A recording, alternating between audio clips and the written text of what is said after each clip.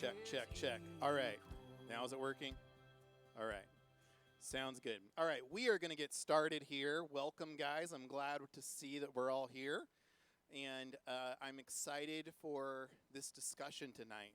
So we have my friend Cole here tonight, Cole Carnesecca. Some of you guys know him. If you don't know him, let me just introduce him a little bit.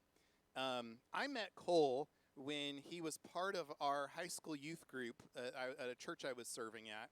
And he was part of that youth group and went through that youth group. And I remember the senior year, his senior year, he was the valedictorian at Temecula Valley High School. And somebody else who was part of the youth group, somebody that you guys might know, Corey Combs, was the valedictorian at Chaparral. And so we had these two valedictorians in our youth group, and Corey was going to Stanford, and Cole was going to Yale the next year. And so we had these two guys, extremely smart. So I was privileged to be able to spend a summer. We went through a book together over the summer and just kind of preparing for college. And then Cole went to Yale, did a bunch of other stuff, went to Notre Dame. He can tell you about his background more than I can. He went to Notre Dame and got a PhD at Notre Dame in sociology. And I remember one of my professors talking about him in his PhD program, and he was talking about his mom talking to him. He said his mom was talking to him and said, "Eric, you've been in school so long, you could have been a doctor." And he's like, "Mom, I am a doctor." And it's like knowing what a PhD takes to get a PhD from a Ivy League school like Notre Dame is a huge deal. So, and especially in sociology, it's a challenging subject for a conservative to get a degree in. So I think Cole he moved to China, where he was serving in ministry, and then he saw a little bit of the political headwinds and moved from China to Taiwan. And the Lord used that to introduce him to his wife, Apple, who's here with us. And they met and got married a year ago. It's been a year? A year ago. Last summer, they got married here, and it was like a whirlwind trip here to get married. Yeah. And then they went back, and they've been in Taiwan, and he is the chaplain and a professor at, I'm going to butcher the name again, Chung Yan is my best pronunciation. Cool. Chung Yan Christian University. And so I'm excited for him to share. Our plan for tonight is we're going to let him share for really as long as he wants. And then we're going to have a little bit of me and him going back and forth. And if you have any questions, I have a basket up here. And there's cards in the basket. And I have not planned this out very well. But all I would ask is that somehow you write your question and it get into that basket. So I'm going to leave that to you guys to figure out how to get your question into that basket. And I'm going to leave the basket up here towards the middle. And then if you want to ask questions just in person, you can do that too. But if you're shy and you want to put your question in a basket, you can do that as well. So why don't you, I pray for us, and then we'll go ahead and get started. So let's pray. Lord Jesus, thank you so much that you allow us to gather here tonight.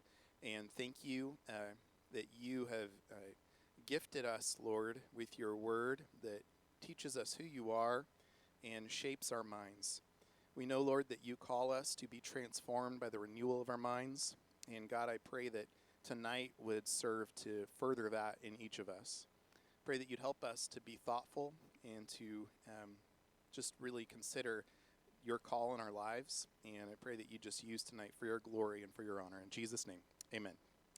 All right, let's give it up for my friend Cole.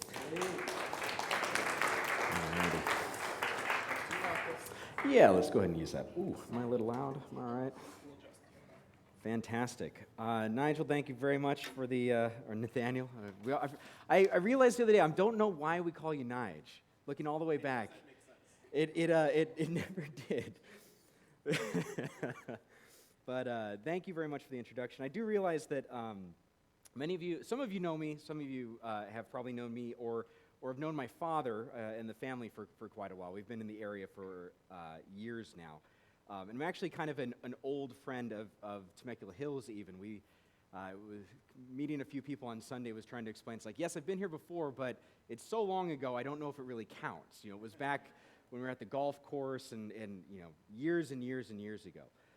But it's good to be back, and I do hope that what I have to share tonight, it will be a blessing to you. It's going to be a mixture of things. Obviously, as a chaplain, one of the things I have to do is kind of juggle hats, where sometimes I'm giving more academic lectures. Obviously, when I'm in the classroom, it's a bit more academic. I get invited to do sermons occasionally as well.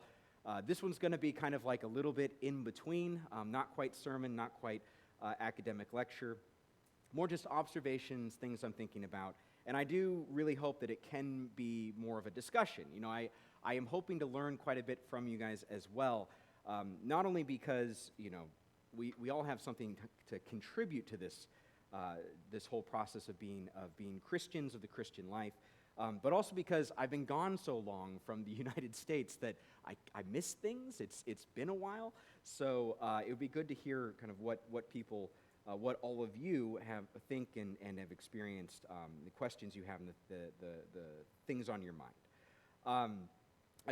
Let me actually start off with some introduction as well. So for those of you who don't know me, I have had kind of an interesting background getting to where I am. One doesn't just wake up one day and become a chaplain at a Taiwanese university. That it is as random in the actual experience as it might sound in describing it.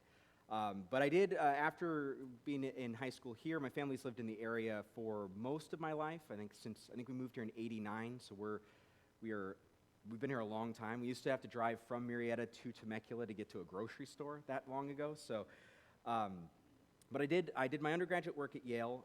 Even back then, I had already had kind of a heart for missions and ministry. Particularly, I was interested in doing work in and around Chinese culture, and it's hard to say you accidentally end up at a place like Yale, but I had kind of applied to it just to say I could get into a really top-tier school, and I had thought I was going to go to Berkeley like my parents did. And then, for reasons beyond my comprehension, Yale somehow ended up being cheaper. Like, I would not have gotten out of Berkeley with debt. I somehow have got out of Yale with debt. I can show you the numbers. They're very bizarre, but somehow that worked. But the thing I didn't know about that whole plan was when I got to Yale, I discovered that it had this incredibly long and storied history with China.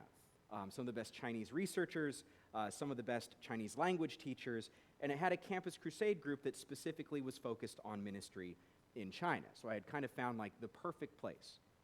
One of the major dining halls, when you go into what we call the rotunda, they still have an area, although I don't know if they've removed these by now. In present day, I don't know if they're still there. But when I was there, you could walk into the rotunda, and they had these plaques commemorating every missionary from Yale who had died in the field, including Horace Tracy Pitkin, who had been a missionary in China. And that was where I went, and kind of through my experiences there, I then ended up spending a couple years in China doing missions with Campus Crusade from 2006 to 2008. Spent another kind of random year just kind of wandering around Taiwan doing kind of freelance ministry. It was a harbinger of things to come, but was really kind of a weird experience. And it was after that I realized, well, if I'm going to do something unique with the abilities that I have, I think it might be in an academic field. I wasn't good at too much else, but I was really good at reading books. I'm still very good at reading books. Not just that I like them, but they make sense to me. Where I talk to some other people, like, yeah, I read books, I don't really understand what's going on there. I'm like, really? That must be hard. I don't know what I would do with that. It'd be like saying like chocolate stops tasting good. I'm like, that would be rough. But I figured the one thing I'm really kind of good at is reading books, so I'll go and get a graduate degree. And I picked sociology because when I read up about the way that they do research, it's like, well, you go and you talk to people and you write down what they say. And I'm like, that kind of sounds like missions work. I guess I'll go do that. That sounds like it'll be useful. After my time there, my goal had been to utilize the degree to go back to China and continue doing ministry there, which was another thing where there is no roadmap for that. I would ask people, it's like, how do you get a job at a university in China? And 9 out of 10 times the answer was, you marry a local. I'm like, well, I can't just do that, so I need another way to get this. And miraculously, I I did find a job there, and I was teaching at a university in Hangzhou, China. It's kind of a little bit towards the south for 3 years, and Nige did summarize that quite well. The political winds did change while I was there, and it seemed like I was more of a detriment than I was a benefit to the people I was trying to minister with. Most of the other people I knew were getting kicked out or politely asked never to come back. And I figured, maybe it's about time to do something else for the time being. And that was when, again miraculously, I found this opportunity to go to Zhongyuan University and to not only teach, continue using that academic side of my life, but also to take up a role in the chaplain's office, which has been an incredible blessing. So that's a not-so-brief background on who I am and what brings me here. But as you can tell from just that brief background, the mind has been a very important part of my story, of my experiences, and of my career. What I do each day, most of the time, is helping students to build up their minds, to help them to think, to help them to not only use their minds, but use it in a direction, to move forward, to put their lives together. I teach philosophy of life and philosophy of religion, so it's fairly often just like, guys, this is how you budget, and this is why. Like, don't make a mess of your finances. What should you think about your future career? All these types of things. If it sounds like high school, it kind of is a little bit like that, but that's okay. But the mind is a very important part, not only of my own experiences, but I think it's an incredibly important part of what it means to be an evangelical at this moment in time, a Christian, especially in the United States, at this moment in time. And now, when I use that phrase, though, when I say the evangelical mind, the Christian mind, my guess is most of us are thinking of intellectuals, right? Usually when we use that phrase, that's kind of what we're thinking about. Something like Mark Knoll's book, The Scandal of the Evangelical Mind, he's writing about how there aren't that many Christian intellectuals engaged in intellectual debate and discourse. Now, that's not the only part of it, and one of the points I'm going to make throughout tonight is that an extremely important part of the evangelical mind is your mind. Because whether or not you are going to be involved in some nation-shaping philosophical or political debate, your mind is applied in your home, in your community, in your church, in your region, in very real and very practical ways. So it's not just for intellectuals, it's also very, very much for every single one of us, whether we're thinking through the sermon material on Sundays or whether we're trying to parse through the fire hose of information that we run into every time we open up our cell phones and try to start doom scrolling through Twitter. But even when talking about intellectuals, who really are our intellectuals? And there will be a few moments throughout the night where I am anticipating some give and take.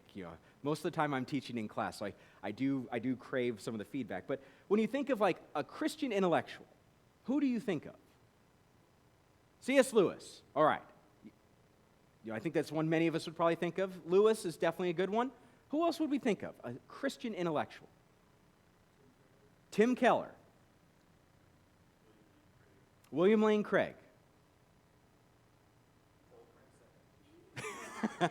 I'm flattered. In some ways, maybe. Well, R.C. Sproul. Yeah, and you'll notice that a couple of these, we're already getting into the, Sproul is unfortunately passed on, Lewis as well. I'm not, I'm still pretty young, thank goodness. Who else do we think of? Dallas Willard, absolutely. John Piper, absolutely.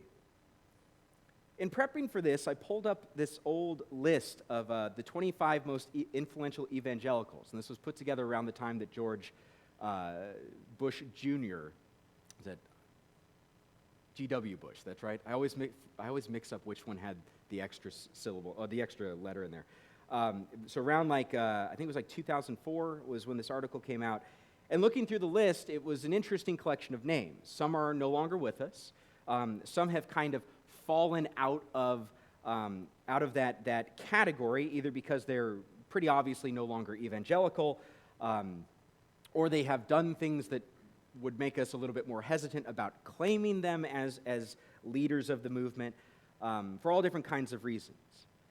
But it looks like a very kind of odd and interesting list of people. Obviously, people like Dobson, Colson, Rick Warren, the LaHays, Grahams, Billy N. Franklin at the time, Mark Knoll, J.I. Packer, Rick Santorum, and Richard John Newhouse.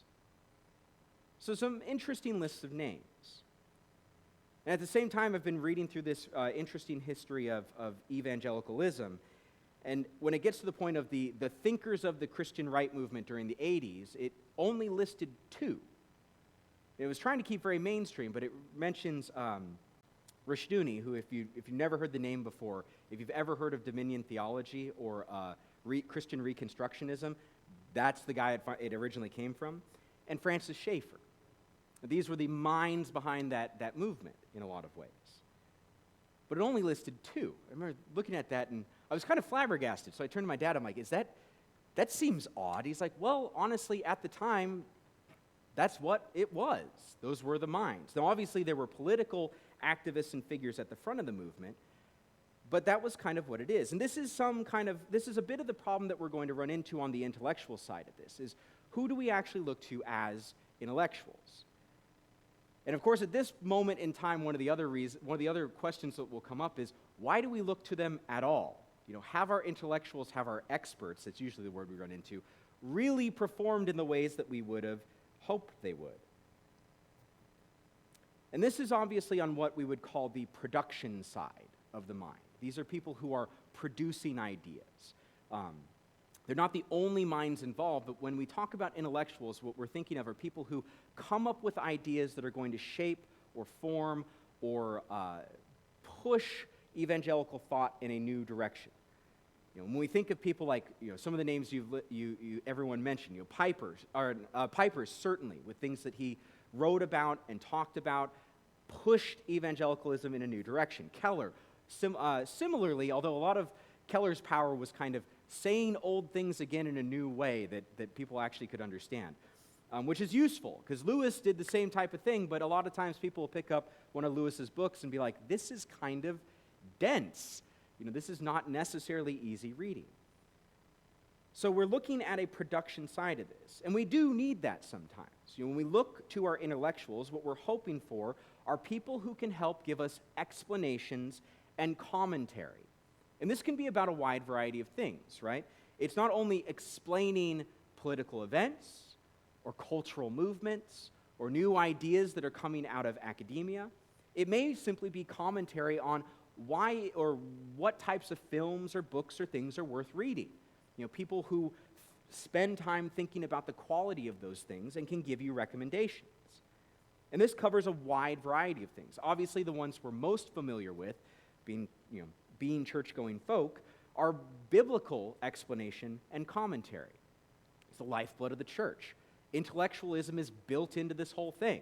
Now, sometimes it may be kind of, very, I don't want to use a level. It's not low level. It's fundamental, right? It's using the very basic building blocks. We've got to understand the basic concepts, basic ideas in Scripture, explaining things so that we know the most crucial fundamental things in the Bible. Commenting on them, expanding on them. Obviously there are things that we encounter in everyday life that aren't in Scripture. My wife and I were watching a documentary about Bitcoin the other night. Bitcoin's not in the Bible.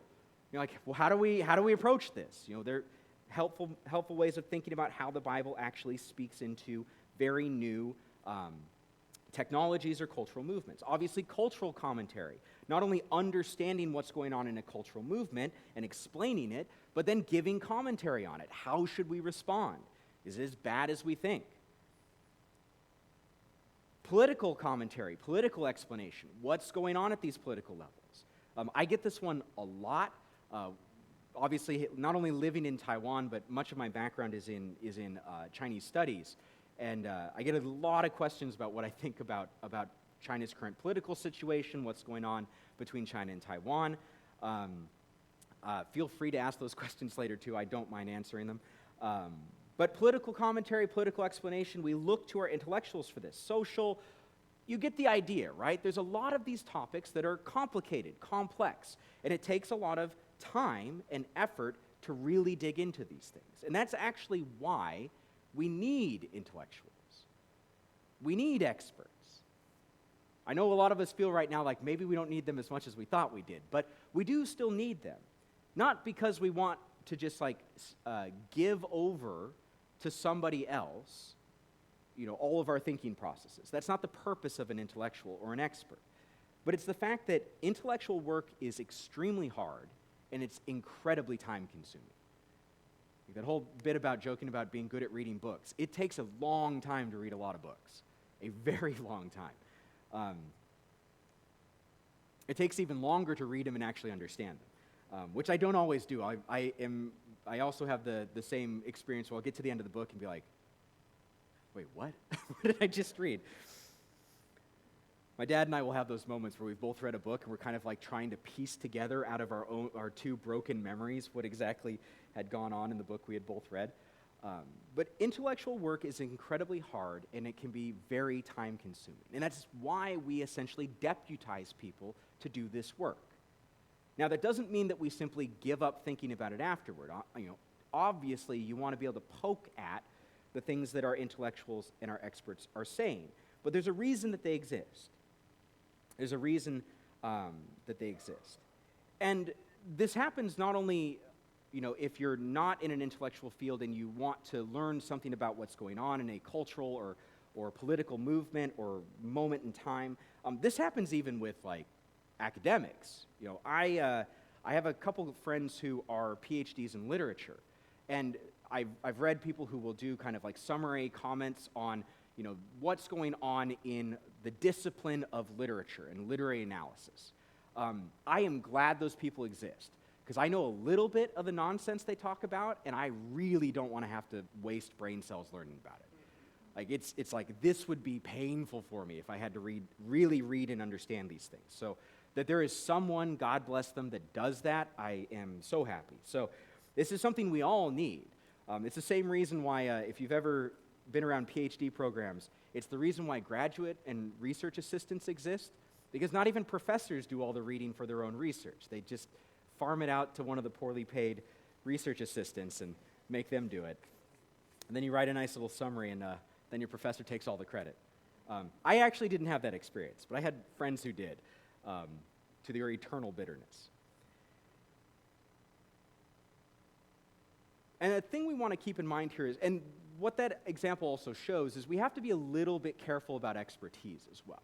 When someone is an expert in something, it doesn't make them an expert in all things.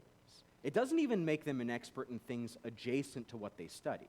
So for example, sociology is what my background's in, is very similar to anthropology and parts of economics. Only parts, not the whole thing. There's a lot of that we're not even kind of close to. Well, we share a lot of overlap with both those disciplines. Does that mean I can make substantive comments on economic theory? No, not at all. It's not my discipline. I have not spent the time steeping myself in that literature. I don't know enough to make substantive comments about that. I can do a little bit of it with anthropology because cultural anthropology and cultural sociology are two sides of the same coin. They're very similar. But we have to be careful about these things. I see this happen a little bit sometimes with, I think it happens particularly with politics, where you'll have people who are experts in something, maybe philosophy, who are then going to make very strong statements about the political decisions you should be making. It's like, I'm not sure you actually have the background here to make that claim, to make that statement. So we want to be a little careful when we're consuming this. And beyond even that, I think, and I've mentioned it a few times already, but I think this has become an incredibly murky area for a lot of us over the last, 4 to 6 years now? It's been the bonfire of the experts, in the sense that they've just kind of doused themselves in gasoline and lit themselves on fire. It has not been. I love this British phrase, where cover yourself in glory, where you perform amazingly. None of that. We have not had much of that lately. It's been a lot of mess. And that puts us in a really weird spot, because again, we need intellectuals, but at the same time, we've got this intellectual crisis. And this has happened for a number of reasons. One of them is politicization, that you have intellectuals and experts who are also activists. And it's not to say that you can't learn about a thing and then be engaged in it. I would be a hypocrite if I said that. I went into graduate school to learn about the sociology of religion so I could be a better missionary, right? So if I said you can't do that, I would be a terrible hypocrite. The problem is when you allow your activism to destroy your intellectual pursuits, where it warps everything that you're looking at. Because at the end of the day, for better or worse, if you want to pursue some kind of outcome, you need the best data, the best tools, the best information you have. Now, part of being an activist might help you push back on things. That was very much my experience in graduate school, where I would see people talking about religion in sociology classes and just be like, why is this the assumption? Why do you assume it works this way? Where did this come from? And I would learn where, and I'd be like, this is nonsense, and let me explain why. So you can do that, but you need a good rebuttal there. You can't just I think you're wrong because you're wrong, because my belief system compels me to think you're wrong. I mean, that might be enough for you to believe in it and hold on to it, but it's not very useful in a debate. They don't have your belief system, so it's like, I understand you believe that, but I don't care, which gets rough. So that's the problem we have seen a lot more of, at least a little bit more evidently, where the activism that experts bring to their studies has caused them to warp their data, warp their outcomes. So you end up something which is false because the presuppositions that have been allowed to shape the data, the methods, the entire process can only ever and always will produce a certain kind of outcome. So, and this can happen on both sides. I don't want to, we can go into certain, Christians can be just as culpable of this. We are a people of faith. And if we're not careful, we can be uncautious about how we let our faith shape the way that we pursue knowledge. Now, it's not that we allow for our pursuit of knowledge to trump our faith. I'm not saying that. That's not the claim. But what I am saying is there may be fringe things we hold on to as beliefs, not core things.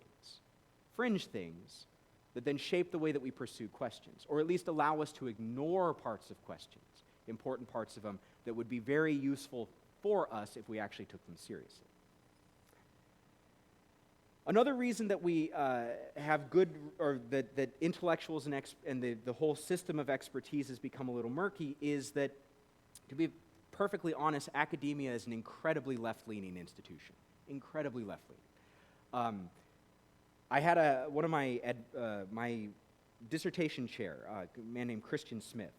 You may have heard of him if you've ever read anything about emerging adulthood and its relationship to youth faith lives. He had this whole series of books on it. Very useful for, he's probably has shaped an entire generation of youth leaders because of the research he did. Great work. He wrote this book while I was in graduate school called The Sacred Project of American Sociology. And his argument in the book was essentially that sociology in the United States has a morally weighted goal at the center of it. It is pursuing this goal, and most of this goal came out of values and political and social commitments that were born in the 1960s. Now, part of the reason that's true is because many activists literally went from the movements in the 1960s straight into academia. It was just a one-to-one transfer. Some of whom you'd be very surprised about. Some of you who are around, I was going to say some of you who are older, some of you who are around in the 70s would probably have heard of the Weather Underground, right? Half those people went into academia. Half that group is tenured faculty. That's vaguely shocking to me. They should be in prison, but they're in academia. But this is, and I don't want to disparage the whole thing, because there are certainly, what we call them, disciplines. There are certainly areas where people have left-leaning political commitments, but their commitment to doing good research trumps everything. Because they believe if they do it right, they're going to find something that will help them fix the problems they're worried about. And some of them are committed to problems that are worth being worried about, right? We should care about reducing the number of poor people in the United States. We should care about that. higher poverty levels are good for no one. We shouldn't be overly committed to the idea that we will be able at some point to forever eliminate them. That's a pipe dream. But we can certainly do things to make that problem less severe. But generally, the left-leaning attitude in academia is quite obvious. I can give a very quick example of this. In sociology, obviously, if you were to crack jokes about people groups, most people were off limits, right? You would not crack a joke about Muslims because they would probably kick you out of the program. You would be very careful about making any joke that even seemed remotely close to making fun of anyone who's part of the Alphabet Coalition. You would be very careful. You would not do these things because you would get kickback. Now, I mean, to a certain extent, if you crack those jokes, it might be mean-spirited, so you might not want to do it anyway. But you certainly wouldn't do it just because the social pressure was intense. You would never do this. There were only 3 groups of people that I ever heard, and I heard this routinely, that I ever heard any faculty member, and this included my department chair. So this wasn't just random people in the department. This was my department chair, my boss, more or less, that I heard people crack jokes about. Southerners, Republicans, especially Tea Party at the time, and Evangelicals. Those 3, fair game. And which was frustrating because I'd be sitting there in department meetings and my department chair would be mocking Evangelicals, and I'm sitting there, I'm like, bro, I'm like right here. like, hi, can we talk about this after? I mean, it's like I'm not that offended because it's a bad joke, but, it's if we're going to have a ceasefire, let's have an actual ceasefire. This is a little, So that's another part of it. So I was one time in a seminar where one of the faculty members actually directly asked me, why is it that conservative Christians never believe the things that we write about in our research? I just turned to him like, because they think you have it out for them. And they're right. And that was like the first time they'd ever heard that could be true. Which is a shame, because honestly, again, I have colleagues that have produced some great research. But if you're skeptical of them because you think, these people have it out for me, you're not wrong. Well, a colleague of mine, Brad Wilcox, essentially got fired from UVA a couple years back for some research and writing he did. The emails that were kind of going on behind the scenes of this process came to light. And it was some of the most heinous stuff I'd ever seen written about another person in your same professional field. Like, it was brutal. Wilcox is not evangelical, he's a Catholic, but it was, he wrote about the benefits of certain conservative approaches to family. And that was not okay in a sociological field. Another reason that we run into problems thinking about what intellectuals and experts actually offer to us is because of a problem of dissemination. It's not that the ideas are bad at the start. What happens is they get garbled as they come from academia to your living room. Now, the worst culprits of this are media. I have seen this basically anytime you see a news article start out with, recent studies say, you can just stop reading. You can just stop reading. It's most likely, it's not that it will be garbage, but sometimes it's garbage. Often what happens is they make the critical error of cherry picking from the middle of a debate. Because academia is an ongoing debate. Someone publishes a paper, a couple of years later, someone else will, and the debate continues to go on. Obviously, it's a little different with things like medicine because there's an application point, but even then, it's kind of an ongoing process. I always joke about how I remember when eggs were good, and then they were bad, and then they were good again. So this is an ongoing thing. You don't want to overdo it. Another part of this is what if you probably have heard the phrase at some point in your life, lies, damn lies, and statistics. Because you can make numbers do just about anything. And oftentimes they are not doing the thing you think they are. So this is, for me, this has always been a really important point because doing statistical work with religion is a very difficult thing to do. So if I want to assess how religious a population is, that's an incredibly difficult thing to do. How do you turn that into numbers? You could ask a question like, do you consider yourself very religious? and think like, okay, there, I got it. But even that's not it. When you do something like that, what you have in your data is the number of people who are willing to answer yes to the question, do you consider yourself very religious? You do not have statistics about how many people are actually very religious. So what can very often happen is numbers get misrepresented. And this isn't always meant in a negative way. You fairly often, what it is a product of is people who have an incredible faith in what the numbers are telling them and no curiosity about how those numbers might be differently read or possibly wrong. For us in particular as Christians, I think another reason this becomes a problem is that Christian intellectuals are what I would call siloed. We're stuck in a very narrow structure. That when we think about our intellectuals, and even going back to the list we had earlier, the vast majority of intellectuals that we have are pastors, theologians, or philosophers. Very rarely can we think of people who come from outside those three. And it's not to say that we shouldn't have those. I mean, we're the Christian church. We should have a lot of theologians, and we should have a lot of pastors. And philosophy, if you're doing religion, that and theology, like the distinction becomes a little bit, it's nuanced, let's just say that.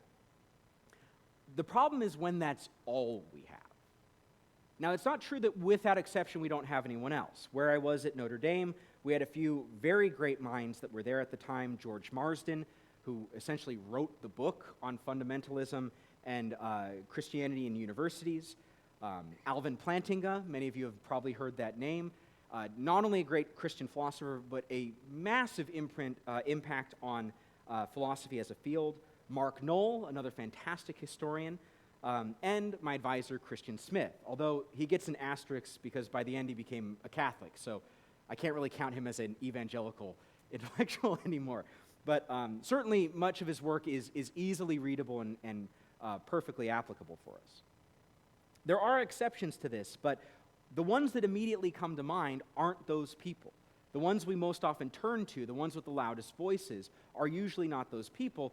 They're from that very, very slim number of fields. And again, it's not a problem that we have those people, but we need more than that. Pastors can tell us what the Bible says about certain things, but I don't know many pastors who have a very in-depth knowledge of sociological trends and theories. Like, they just don't. And I don't blame them for that. I had to spend almost 10 years actually learning these things, so I would be shocked if they did.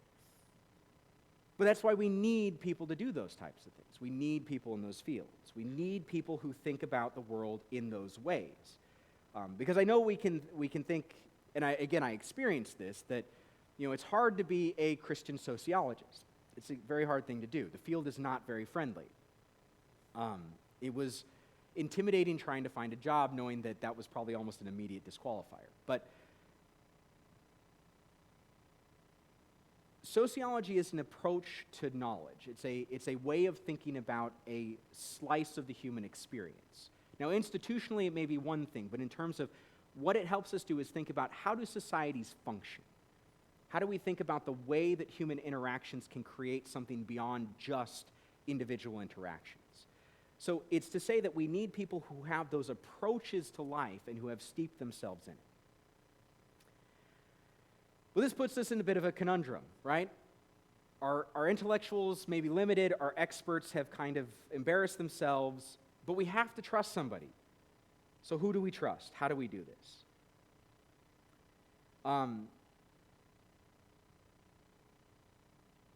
That's going to be a hard thing. It's hard to know who we can trust. Part of the way we do this is in community. Part of the way we do this is by developing our minds at an individual level. If you can't necessarily trust your intellectuals or your experts all the time, you at least need to equip yourself to sift through what's being presented to you, to be better prepared on the consumer end of the intellectual process, to be ready for that. Now, I have a couple kind of consumer side things that I want to introduce to us tonight. I struggled over this because, again, I haven't lived in I haven't lived in the Valley for 6 years. Well, no, it's been much longer than that, 20 years now. My parents have, but I've been gone for a long time. I haven't even lived in the U.S. for 6 years. When I did, it was in Indiana, so a very different context than here. So I don't know what your individual struggles are. I don't know what Temecula Hills Christian Fellowship is facing. So when I first started writing these, I was like, these sound way too specific and a little condemning, so I'm going to go for a little bit more encouraging. Things that I think can be kind of helpful along the way. But the basic idea I want to get at here is that as individual Christians, we also have a part in this idea of an evangelical mind, of a Christian mind. And this isn't something that I'm just bringing to this. This is a constant a theme we see in Scripture. Paul talks about having renewed minds and transformed living in Romans. We need to be judicious about what we consume. And this is something that we're told about often in Scripture as well.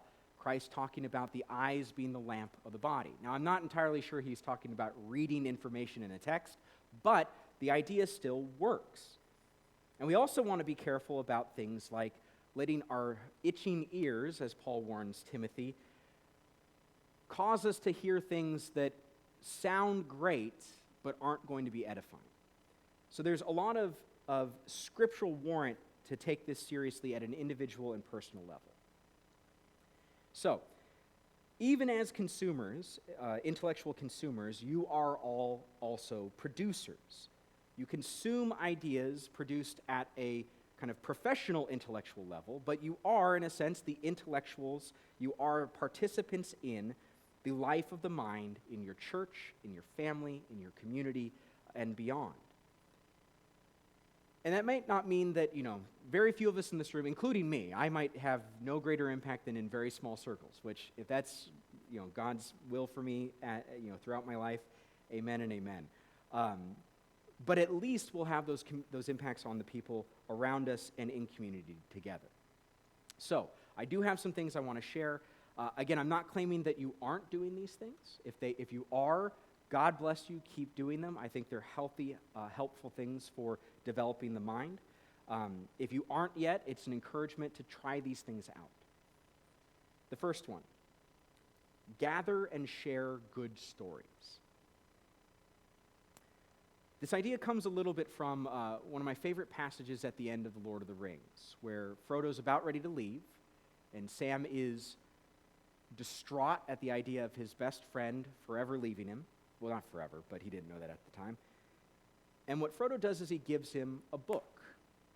He gives him a red book in which he has written down all the things that they experienced, all the things that Frodo experienced, all the things that they've learned about the world that they live in. And he tells them something very similar to what you see in Deuteronomy. It's essentially that lesson of take this, read it, share it, and make sure people don't forget. Because these stories are important. The way that your life has been changed by God is important. The way that you've seen God move in people around you is important. The stories you read about how he's done those things elsewhere is important. And aside from Deuteronomy, we see this as a fundamental aspect of Christian scripture. So much of the Old Testament is story. Now, not all of it's good story. We see a lot of mess in there. Each time I kind of go through the Old Testament for the first time with a young believer, they're like, now am I supposed to take these people as moral models? I'm like, no, absolutely not. Do not do that. Abraham did some good things. Some of the other things were not so good. So don't worry about that. But even in the New Testament, the Gospels are story. As much as they are teaching, they are story. They are telling about the good works that Jesus did. The Acts of the Apostles, the same. And that's the encouragement that we're given in Hebrews, that we're surrounded by such a cloud of witnesses. And he's not talking necessarily about people living in that day with him. He's talking about all these people that have gone before and sharing their stories and carrying them forward. And I think this is also important because too much gets forgotten. I've struggled with this. At the start of the year, I kind of gave myself the project of trying to complete a full book, writing a book.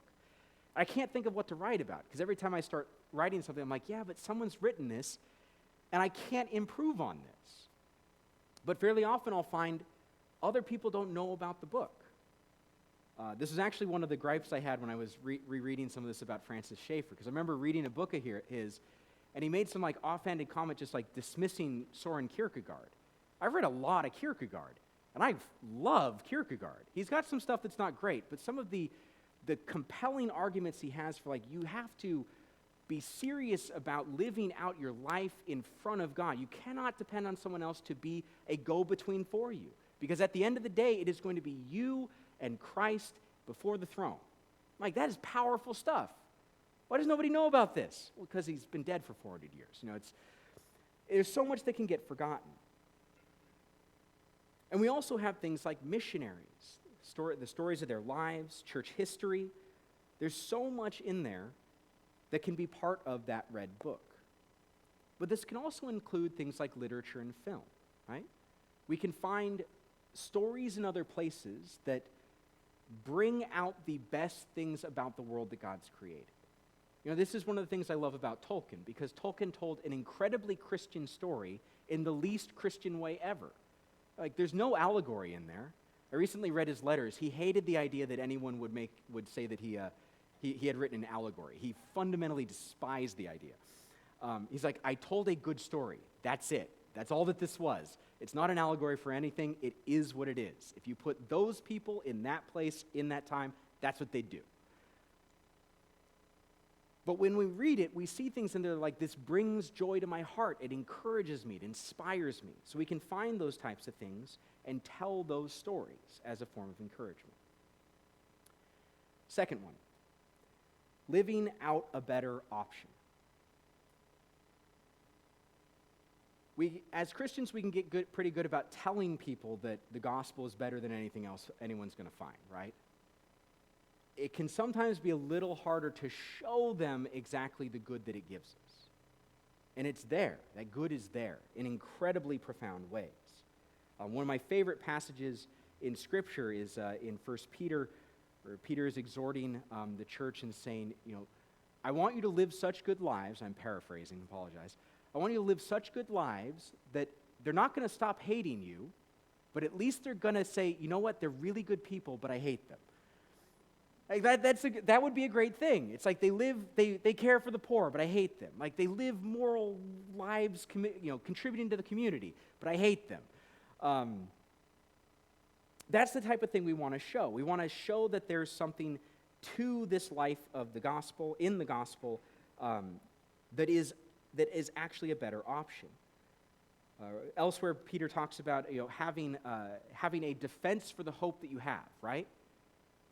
Well, it's kind of worthless to have a defense if no one sees the hope to begin with, right? You have to have that hope and live that thing out. And there's so much of this that is not only true because we see it in Scripture, but true because we see it actually carried out sociologically. So things like, it is amazing the data you'll see on questions like sexual purity and the effect that it can have on successful marriages.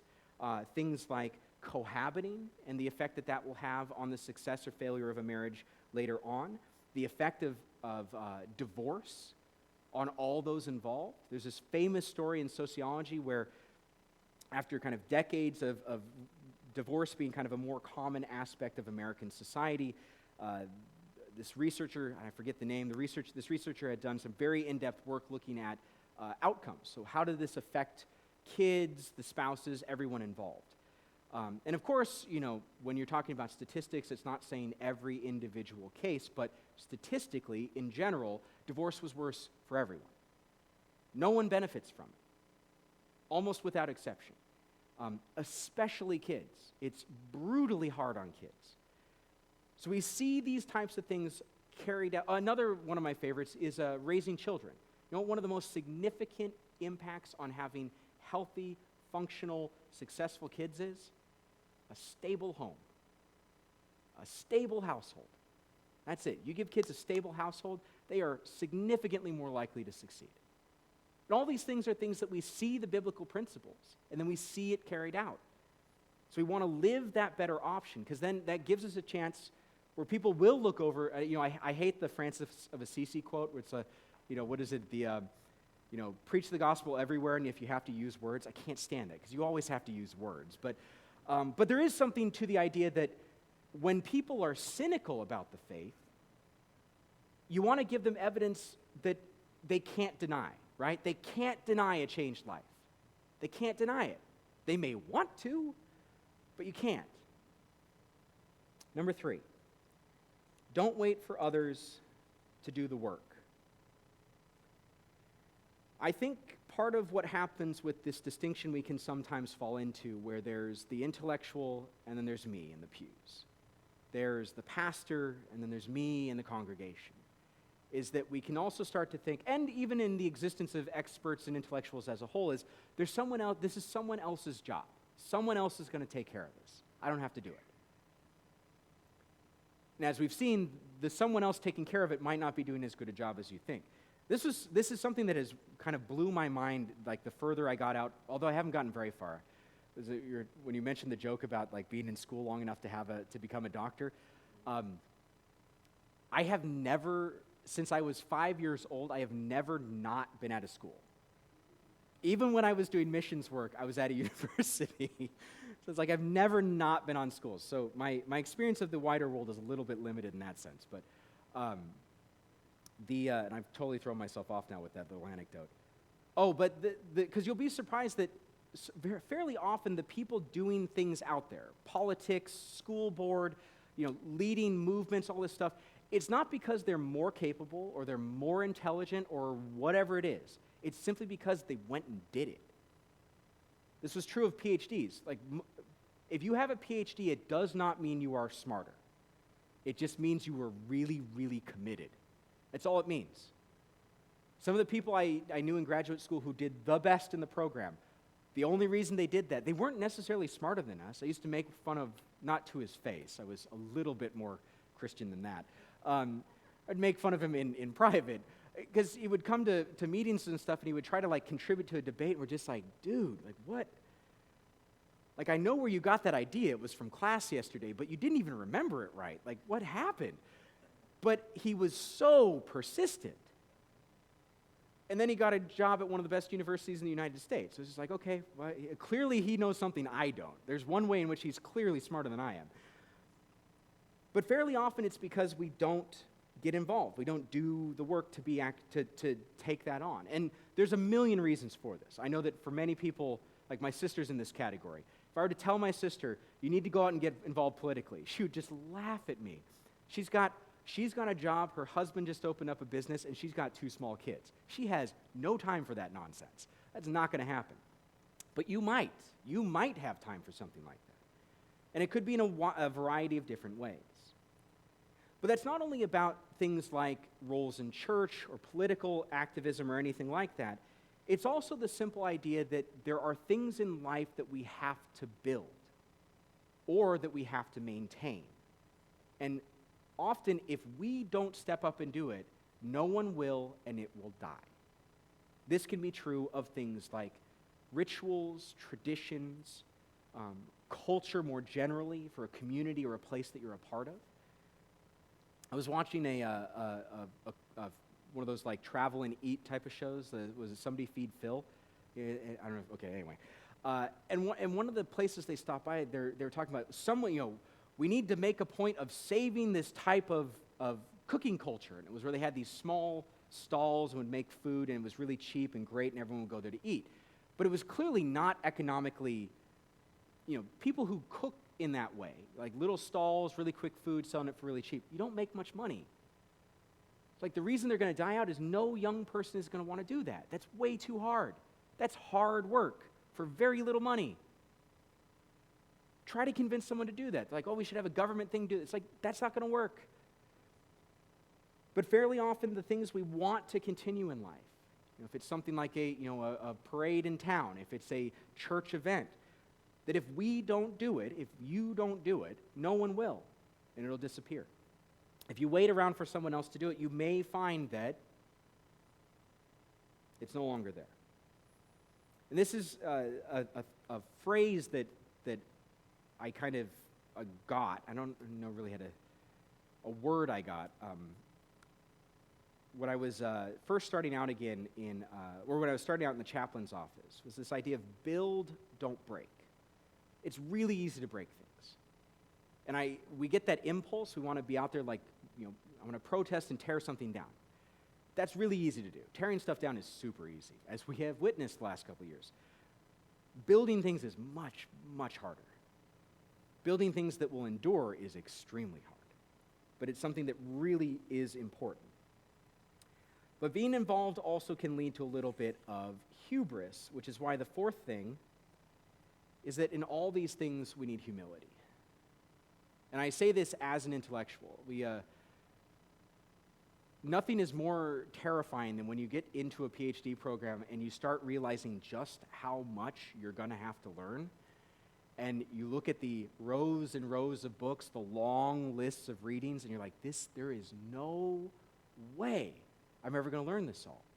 How can I ever say anything about this field? It doesn't go away either. Every time I start a new article, I'm just like, man, what if there's some new article I haven't read? Like, get that sense of like terror of like, what if I don't know enough? I think that's a good thing to a certain degree. You don't want it to be paralyzing, but that humility is important because you know what? We might be wrong. Not about the gospel, but there's other things we might be wrong about, right? I don't know what the best advice is for things like Bitcoin. Like, do you invest in it? Do you not? I have no idea. I do not understand it in the least. I know it's related to the blockchain, but I also don't know what that is. So, so certain of these things we have to be careful. We need to be careful because our biases can push us in directions, can cause us to believe things too quickly, even when they might not be true. And it's a useful phrase anytime you read anything, whether it's as bad or as good a thing as you could want to read, is asking the question, is this really true? Like, really? Is that really true? If it's especially good, you really want to find the source. If it's especially bad, you really want to find the source. And this is something I think that's a healthy part of much of the Christian tradition. For Protestants, we have this idea of being reformed and always reforming, right? That we have reformed from, well, obviously way back it was from Catholicism, and we want to keep that process. It's a renewal process. It's not to say that we're wrong, but we're sinful, right? We can get caught in bad patterns, we can get lazy, we can lose track, and we want to be able to readdress that. But it's also about not closing off our minds. I don't mean that in the sense of like you have to be really open-minded about everything. That can be a toxic combination. Like you want a little bit of closed, right? You want to let the neighbors in, but you don't want to let the wild dogs in, right? You got to be a little careful about this. But you don't want to simply just close your mind off to things, because even if it's something you don't agree with, you learn something by reading things you don't agree with. When I was talking about the literature stuff earlier, like I can't stand reading about post-colonialism. I think it's built on nonsense theories. If you don't know what that is, God bless you. You are so lucky. But I read a little bit about it because if I don't know anything about it, I'm defenseless, right? That's not a good way to be. I don't want to simply trust to my hubris that's like, whatever they argue, whatever they say to me, I'll be able to like knock it down. That's not going to be a good way to do that. Because at the end of the day, what all of this is not being the smartest, is not being the best equipped, although that's helpful, but it's about being a neighbor, and it's about fulfilling the commission. Because all this, if it's not ultimately for the gospel, then it's going to be pretty useless. Knowledge for knowledge's sake is not going to help you. Knowledge with a purpose, with a direction, will be far, far more useful. I have a few other kind of notes down here, but I think I've talked way too long. So I will go ahead and stop right there. Thank you all for listening. I hope that stirred up some questions, and I hope I have some useful things to say in response. Thank you, guys.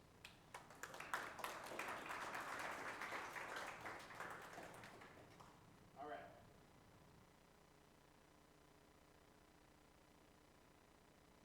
Is this on, Tyler? Am I on? Trying to speak in the mic because I know you guys can hear me, but if we're recording this, so anybody who listens later wouldn't be able to hear me if I didn't have a mic. If you have any questions and you want to pass them up to maybe just the front of your row, you can do that, or we can just ask questions. So Let me sit down here. And man, thank you so much for that, Cole. That was very interesting and helpful and thoughtful. So, I thought one thing I really appreciated is the at the end you talked about having humility, but at the same time being discerning in that humility, that you're not completely open-minded. And it made me think of the G.K. Chesterton talked about how the purpose of opening our minds is to close it again on something solid. Otherwise, our minds are akin to a sewer, accepting all things equally, right? So how do we do that? Do you have any advice on how to do that in a world where there are so many different types of information coming at us from so many different sources? I don't know if you have any suggestions on that. I'm asking questions I have personally. I'm not asking these because I have an answer. So. Yeah, that is a bit of a hard one because it is kind of difficult to know, and it can be difficult on multiple layers. You can have there's the content in an argument or an essay or a book or whatever it might be. There's the overarching argument, and there might even be the kind of the context or the spirit in which it's written. I've kind of had this like awkward experience a little bit recently with being at home where my parents are big Disney fans. They really enjoy Disney, especially my mom loves Disney. Partially, I think it's because of my niece, my young niece, who absolutely loves Disney. And I am, by nature, a Star Wars fan. And the purchase of Star Wars by Disney has not been... There have been unfortunate moments, let's just put it that way. I have a hard time talking about the movie The Last Jedi in any way in any rational way. I get like irrationally angry about it. But I also, being kind of interested in these kind of cultural debates and clashes that are kind of going on around the edges of that. There are certain of those films and TV shows that it's not even necessarily because they're good or they're bad, but I don't want to be part of it. So things like what was a good example of this recently?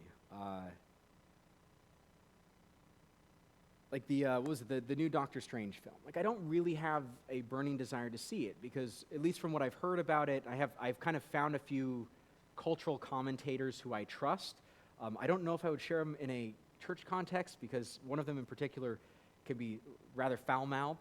He's excellent, but he's certainly not Sunday school fare. But he has really insightful comments about these things, and I kind of know enough about it where I'm like, I don't need that in my head. I don't want that in my head. Maybe later I'll be able to come back to it and watch it, enjoy it, and it'll be fine. But right now I'm going to be too caught up in the context and the spirit with which this has been produced, regardless of anything else in it. I don't know if that really helps answer the question at all, but there's a kind of a couple of things you'll want to pay attention to. And you just be discerning about how much... Let me put it this way. A lot of it has to do with the attitude that you're bringing to the material. And again, you don't want to be so closed off that... Because if you're so closed off that none of it is going to be beneficial to you, then there's no point in picking up the book to begin with. If you're willing to make a reasonable assessment of what's being said or what's being presented, not in the sense that you forsake the standpoint that you've started on, but from that standpoint are kind of like, okay, I know where I stand, let me take a look at this thing. And it could be the fact that you look at it, it's like, you know what, most of this whatever, moving on. But there's a little piece of this that I can either add or it helps change something in the way I think. But I think the open-mindedness part that you want to avoid is going into something and forsaking any other, any kind of prior standpoint that you had, any convictions that you had to begin with. I can use a great example of this, actually. In college, a group of friends of mine from Campus Crusade, we all took a class on the Old Testament together. And we were in class, and, much of what they talked about early on in it was, German higher criticism, historical critical methods, things like this. And the professor would make kind of blanket statements about the Old Testament, about interpretations of it, as if they were like immovable facts. And fairly often I would have classmates in there who were like underclassmen who would kind of like turn and look at me and be like, what do we do about this? I'd just be like, don't worry about it, I'll explain it later. But it's if you hear, in that situation, like I knew that I was going to get the academic presentation of it, the almost secular seminary kind of presentation of it, and the reason you end up with that kind of a presentation is that there are prior assumptions that go into that theorizing. And if we don't share those assumptions, it's going to lead us to wildly different kinds of outcomes. So knowing that, I could be very discerning about what I took and what I didn't take from that class. So I think that's an important part of it, is you don't want to just go in and be like, I carry no convictions with me into this process. It's like, I know what mine are, I'm willing to be challenged, I'm willing to think, but I'm not just going to like surrender these things. And another bit of advice is, if you run into something troubling, look for help. Because again, this is where the reasons intellectuals, experts, the reason we have people that do this, I don't want to say as their job, but kind of vaguely, mainly professionally, is because then you can turn to someone for an answer. It's like, I don't know how to address this question. Maybe my pastor knows. Maybe I can find some theologian who's talked about this, or maybe there's a Christian historian or Christian social scientist who's talked about this, and I can get a better idea on it. Yeah, I think that's really helpful, and to consider that Christian intellectuals can be a complete gift to the church. Absolutely. And to us, because they can help, they can have expertise in this issue, like German higher criticism of the Old Testament that most of us would be ill-equipped to talk about. Yeah. But then you can find solid Old Testament scholars who will say, well, here's some presuppositions that have gone into this. Yeah. And, and I know at the university level, you also have professors who are teaching something, and sometimes they're teaching things based on a class that they took. Yeah. And their information is outdated because it's not an area where they're have expertise in. Yeah. So they're not necessarily an expert in that. It's just something that they kind of know on the side, and they are able to teach a class because they know it on the side. And you have to teach classes. You got to fill space. Yeah, you have to teach classes. So. Like, just as an aside, one of the books, I was in a kind of learning how to teach better type of programs when I was in graduate school, and one of the books we were reading through was Teaching What You Don't Know. Because this will happen where departments have to fill required classes, and they might not have someone who has that specific expertise, but they can at least teach it at an undergraduate level. But that might be all they can teach it at. Yeah, so there can still be holes there. Yeah. Well, I have other questions, but before I ask my questions, I'd like to open it up and see if any of you guys have a question. So if you have a question, I'll probably repeat it so that people can hear it. But so, President Company excluded, what evangelical intellectuals do you see emerging, kind of with your interaction with Gospel Coalition and other things? Who are you impressed with that maybe we should pay attention to? so who should we be impressed with? What evangelical intellectuals are emerging? I'm embarrassingly going to forget like half these people's names. I honestly don't have too many names that come to mind. There was, oh gosh, I'm going to forget this guy's name. That's a very good question. I should have somewhat of a list. But one of the reasons I actually bring it up, and one of the reasons I had been thinking of this question is, well, it actually came from a very specific moment. I had been watching some kind of like news reporter, or I forget where it was exactly, but it was kind of commenting on like, leading Christian thinker and activist Charlie Kirk. And I was like, is that where we're at now? Like, is that all we got? Because I'm going to be really sad. And I don't mean to offend anyone who likes Charlie Kirk. I'm not a huge fan of his.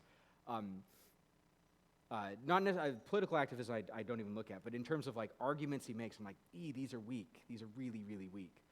I know I might get a little bit of pushback on this one. Bob and I have talked about this one a little bit. There are certain things that Jordan Peterson writes about that are not necessarily evangelical, but they are functional. And I think he's a curious one because he seems to be in the middle of a faith journey. And I think he's getting closer and closer to that.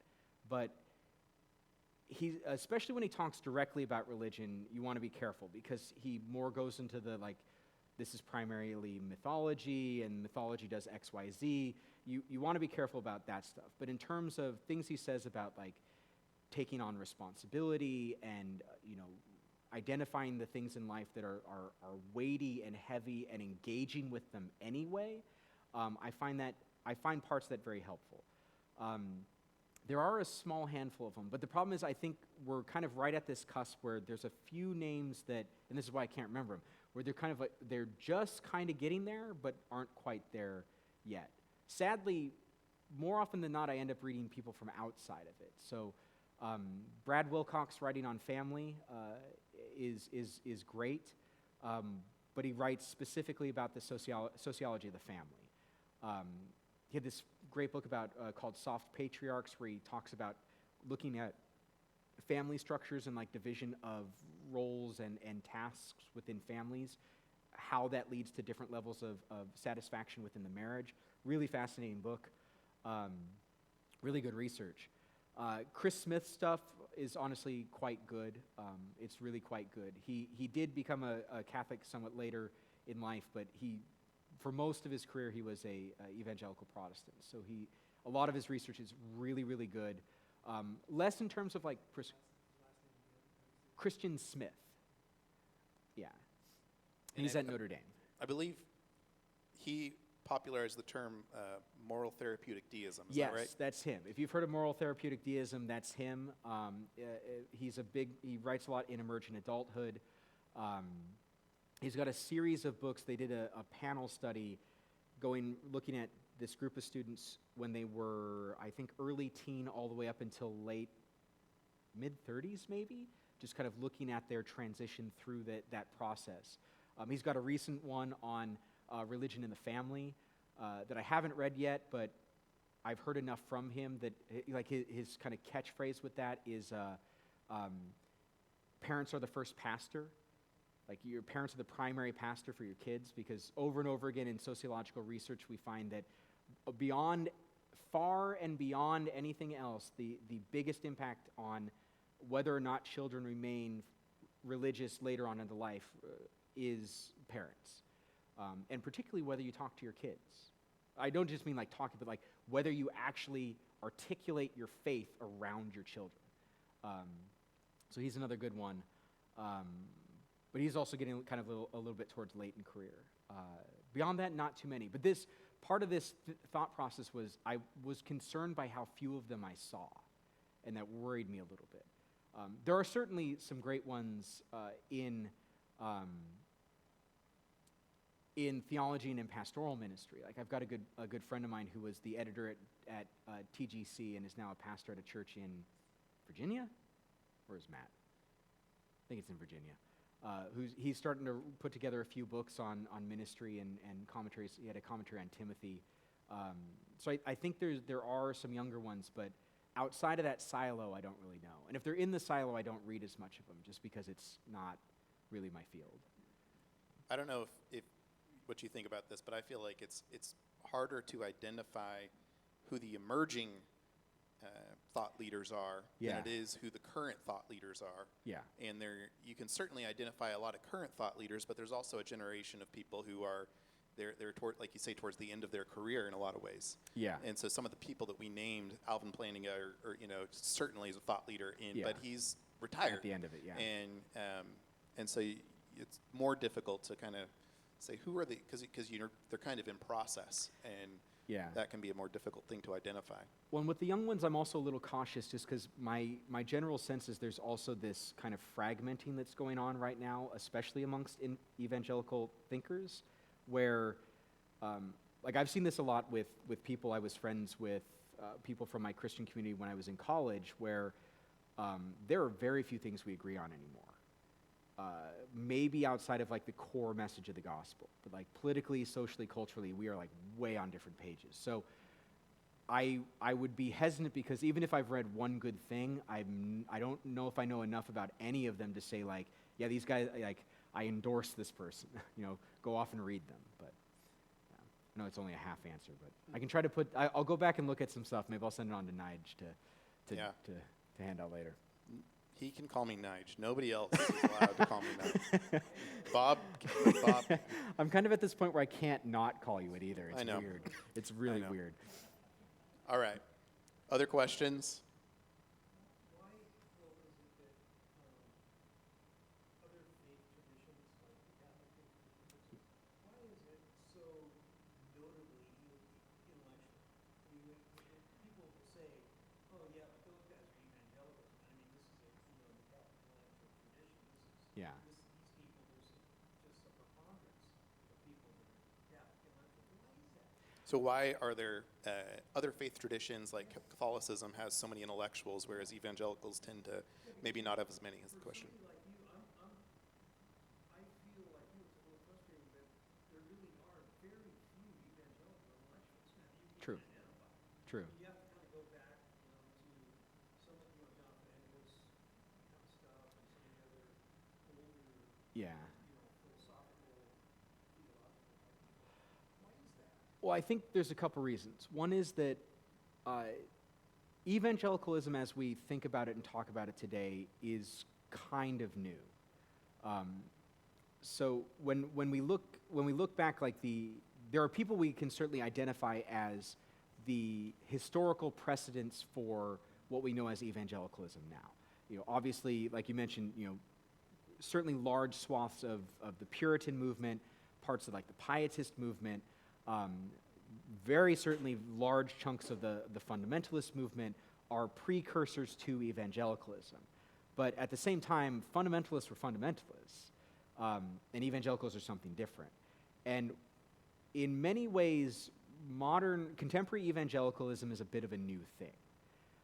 So one reason is that the reason there's no evangelical intellectual tradition is we haven't been around long enough to really get one going. There are bits and pieces of it. Again, I think in history in particular, there's been some really significant movement there. Like I think from Marsden to Knoll into a couple of other thinkers, there's been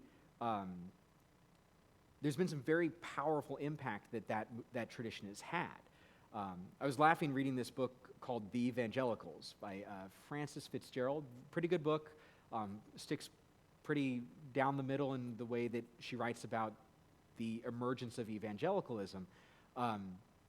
And much of the front of the book, she's just quoting George Marsden because he simply defines what we know about fundamentalism and the history of the fundamentalist movement. So I think that's part of it, is that we're really, really young. The other reason is evangelicalism is strongly American, and American Christianity has a very strong anti-intellectual heartbeat. We have for a very long time been super suspicious of intellectuals, and for good and bad reasons. Some of the good reasons were, not getting too hung up on the idea that any one person or any kind of structure gave you special access to the move of the Spirit. It's why, we birthed Pentecostalism and the charismatic movement. It's why, you had people like Whitefield, like out there, like, drumming up converts all along the frontier. It has always been a bit more of like a populist movement in the U.S. Beyond that, I also think it's because evangelicalism is also kind of like a constantly shifting thing, where it's like the fundamentalist movement had intellectuals. Like it would be hard to say that someone like, B.B. Warfield or like, J. Gresham Macon or Carl Henry. Carl Henry, goodness gracious. R.A. Torrey, like these were very intellectual guys. But then evangelicalism kind of splits from that. Like the reason we're evangelicals and not fundamentalists is because there was a kind of institutional and cultural break that took place there. So I think another reason for it is what we know of as evangelicalism is a constantly shifting thing. So, and an intellectual movement requires some kind of steady ground, which is why Catholics have such a robust tradition. That ground hasn't shifted much in a long, long time. You know, they've had like 2 big shifts in like 500 years. Like that's a long time to really be able to kind of develop some of that stuff. I think some of it also has to do with the fact that evangelicalism is, because it is evangelical, intellectual traditions require a conception of like intellectual lineage. It's that I'm not going to solve all these problems now, but I need to make progress so that the thinkers who come after me can take the baton and keep running. Whereas with evangelicalism, the emphasis isn't on the intellectual tradition. The emphasis is on like, get people in church, introduce them to Christ. Like we want them to know the gospel. And that doesn't require an intellectual tradition. You can know the gospel and know barely anything. You know, you don't need to know much. You can be the thief on the cross, and that works. The gospel works. So I think that's another reason for it. I would run across this sometimes in missions work where we would talk about, it's like, oh, do we want to add XYZ thing to what we're doing here? And the leadership would be like, that is just going to take away time and manpower from sharing the gospel. So no. We're just going to keep charging ahead with evangelism. And I don't say that as if it's a bad thing. It's like, yeah, you know, we got limited time and limited effort.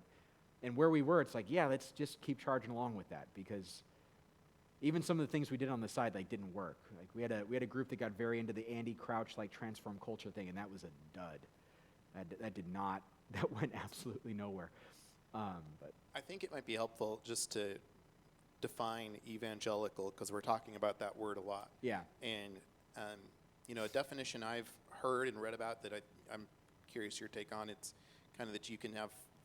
There's kind of 4 elements that make up an evangelical. One is biblicism, that we have a strong commitment to biblical authority. Yep. The second one would be activism, that we believe in living the Bible out, not just allowing it to be something we read, but actually living out the truths we find in it. There's a crucicentrism, again, I'm going to say that, cross-centeredness. there you go. That we are centered on the cross, and the cross is central to our beliefs, and evangelism. Yeah. That we believe in the truth of sharing the gospel.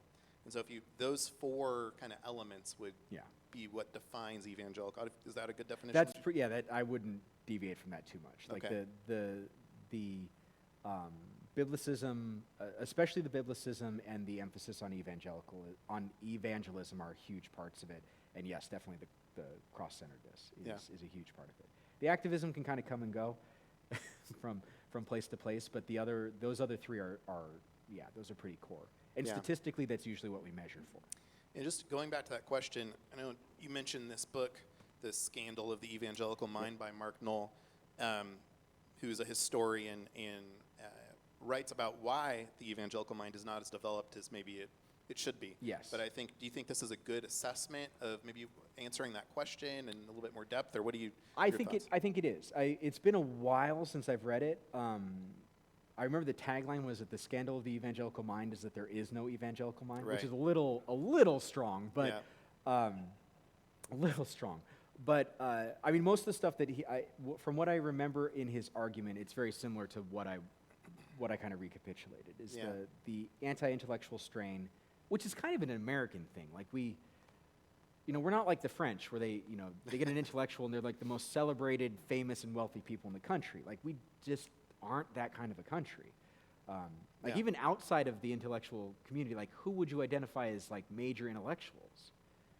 I don't know, like it's. Would it make sense that, so the people you mentioned before, saying pre-1970, Yeah. you were more like the Christian warrior delineation for evangelicalism. I mean, we confronted sin, we called it like it was, we had outdoor campaigns. Yeah. We confronted society. Now, has this sociological engagement strategy, it's sort of thing kind of taken over evangelicalism?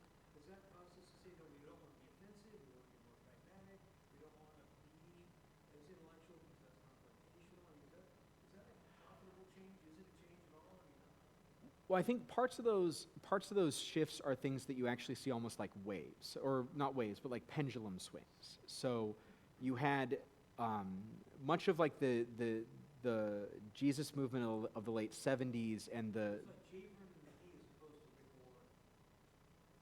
yeah. I mean, I don't want to cast too many aspersions on Rick, but When you look at the characterization of that kind of approach to society, yeah. as far as the gospel is concerned. Well, I think some of it also has to do with the societies to which they're responding. So they're, you see a bit more of that engagement in the 70s and 80s because what immediately preceded them was the long 60s. Like that was a pretty like culturally shocking period of time.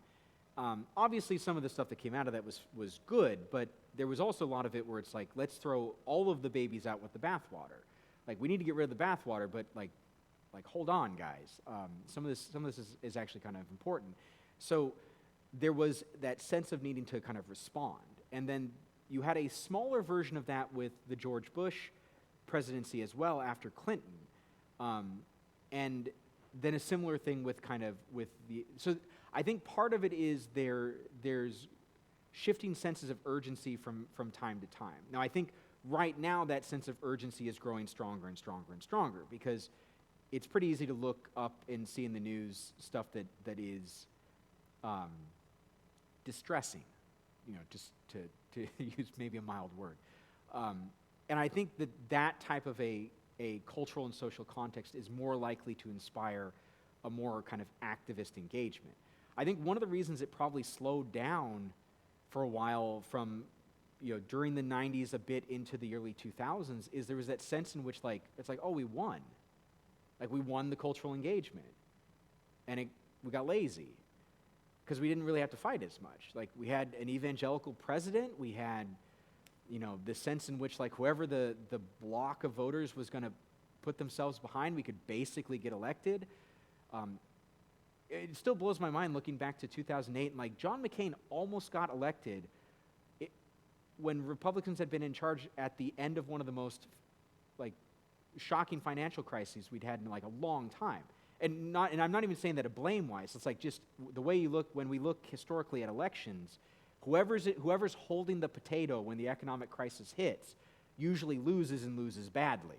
So the fact that like McCain still almost won was like this sense of there's this really strong voting bloc behind him. And even when you look statistically kind of at the long decline of religious belief in the U.S., and it's taken a very long time. Like our decline, Europeans are basically like you get to the 50s and they fall off a cliff. Whereas in the U.S., you get a short blip up and it's just been this slow, gradual decline for a couple decades until you get to like the early 2000s and there's this wildly obvious drop. So I think there was something about this generational shift in the last 15 years that was akin to what we saw in the 60s. So I think one of the reasons it feels this way is like we got a little, there wasn't as much of an obvious challenge. There was nothing like what was faced in the 60s and 70s and nothing like what we're facing now. I mean, even reading this book about, looking at the history of the evangelical movement in the 80s, after Reagan's second election, the money just dried up for a lot of these movements. Like the moral majority closed its doors because everyone was like, oh, great, we won, it's over. Yay, we can go home now, right? We're done. There was that sense of kind of like, oh, we needed to save America and we saved America. It's over, job well done. But then obviously time goes on. So my gut reaction would be, and just as an aside, this is me kind of like, firing from the hip. This is not necessarily my area of expertise, but my gut reaction would be it's probably more to do with that there was that sense in which you had that a kind of peacetime comfortability set in that would not have been possible in the 60s and 70s and is increasingly not possible now, or feels less possible at least. One question I have is, I feel one of my great concerns about the Christian mind is I remember Neil Postman wrote the book Amusing Ourselves to Death. Yeah. About how TV has led to led to the dumbing down of America in a lot of ways. And now we're living in a time when young people are becoming the TikTok generation that are being learned, are entertained by a 15-second video. And I'm concerned about the decreasing attention span people have for doing hard things like you were talking about. Yeah. How can we be Christians who value the mind enough, and what are some ways we can grow in that so that our attention span becomes longer and becomes able to handle deeper truths?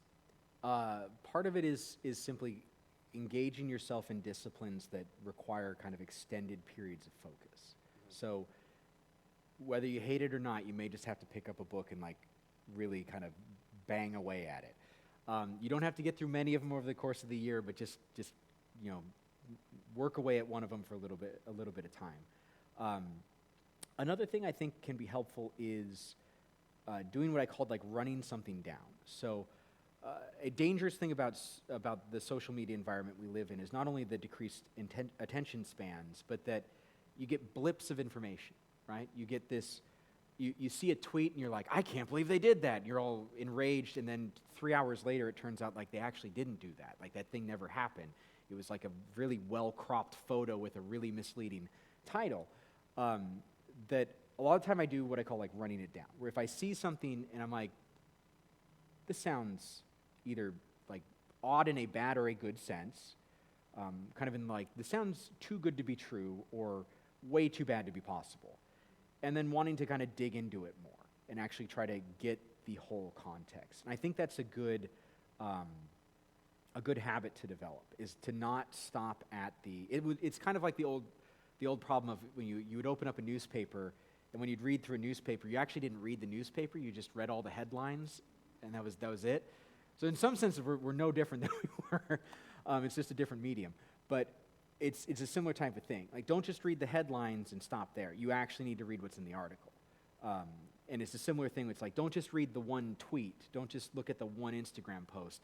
Like, figure out what's really going on there. Because I found that both with things that, I wished were true and with things I hoped really, really weren't true, that it needed some further legwork to kind of dig into it a little bit. And some context to help understand it. Yeah, that's helpful. And so, and I think just the idea of developing discipline is really a helpful thing, that it's something you grow in over time. And I just had a conversation with my kids the other night about reading and how, my kids some of them have grown to like sushi, and they did not like sushi before for quite a long time.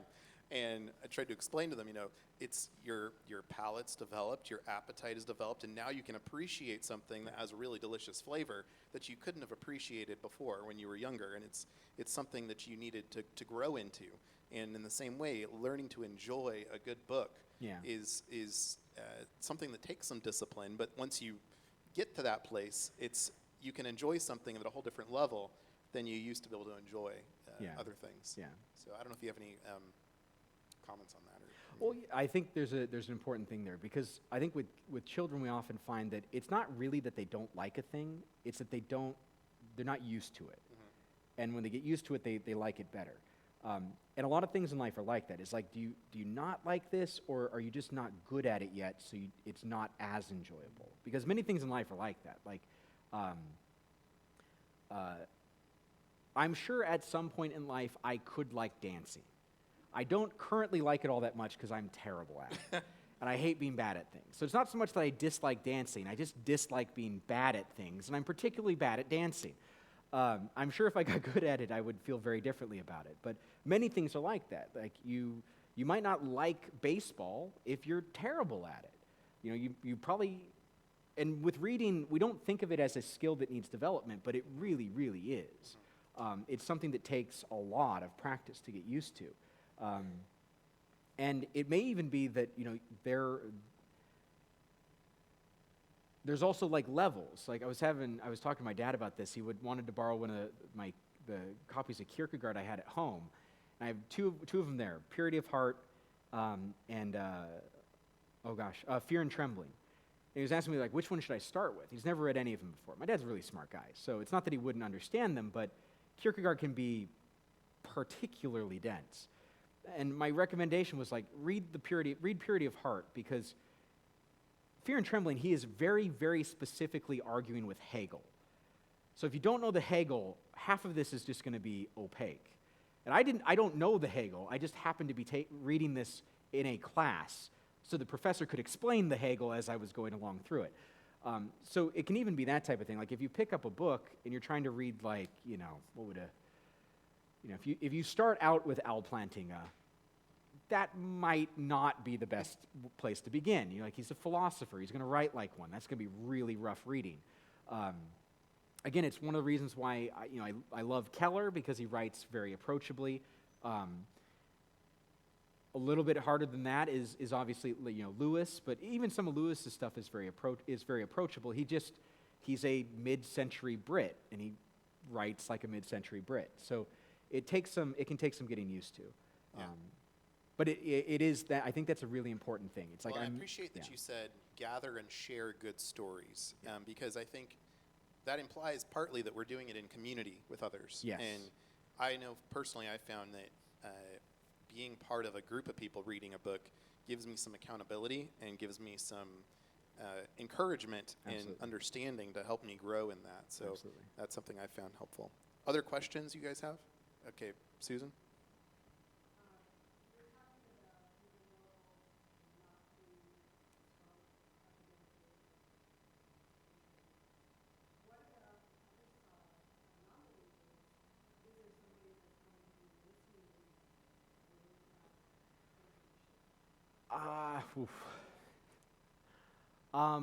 Right now, probably not.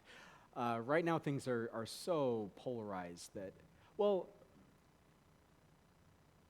I think right now it's actually not the faith distinction that's going to make it most difficult. It's actually going to be the political distinction. So I can have a fruitful conversation with an atheist libertarian, because we're going to have enough to talk about that, and we're going to be willing to hear each other out.